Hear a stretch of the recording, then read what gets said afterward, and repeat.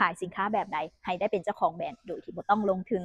ถามวันนี้เจ้ามีเป้าหมายในชีวิตต้องการอยากจะเป็นเจ้าของแบรนด์เพราะว่ารู้แล้วว่าการเป็นเจ้าของแบรนด์นั้นประสบความสำเร็จได้ง่ายและได้กำไรหลายแบบนี้เนาะก็เลยอยากจะเป็นเจ้าของแบรนด์แต่ติดที่ว่าบ่มีเงินทุนบ่มีประสบการณ์บ่มีการตลาดคือเฮายังบ่รู้ว่าเฮาจะเฮ็ดแนวใดเริ่มต้นแนวใดเงินทุนก็บ่หลายแบบนี้เนาะบอกเลยตี้มี2ทางมาให้เจ้าเป็นเจ้าของแบรนด์โดยที่เจ้าบ่ต้องลงทุนเงินเลยบอกเลยเจ้าแค่เรียนรู้เทคนิคนี้เจ้าก็สามารถเป็นเจ้าของแบรนด์ได้แล้ว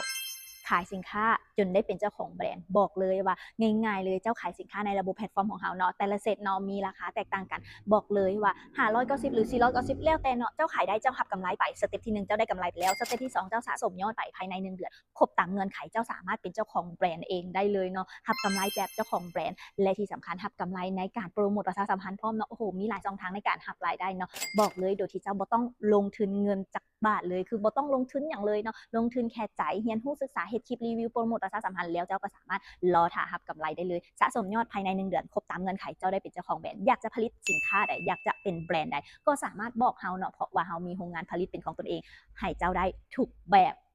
สำหรับคนที่ต้องการอยากจะเข้าเงื่อนไขนี้เนาะสามารถเข้าไปอยู่ในกลุ่มคอมมูนิตี้เนาะคนที่อยู่ในกลุ่มคอมมูนิตี้นี้มีสิทธิ์มีโอกาสได้เป็นเจ้าของแบรนด์ได้รู้เทคนิคได้รู้เคล็ดลับได้รู้ทางเงื่อนไขต่างๆรายละเอียดและที่สำคัญได้เครื่องมือไปสร้างรายได้พร้อมเนาะถ้ามื้อนี้เจ้าพร้อมในการสร้างรายได้โดยที่เจ้าบ่ต้องลงทุนเงินเลยเจ้าก็สามารถเข้ามาอยู่ในกลุ่มนี้ได้เลยเนาะทักแชทหรือจิ้มลิงก์หน้าโปรไฟล์เพื่อเข้ากลุ่มนี้ไปสร้างรายได้เข้ากระเป๋าได้เลย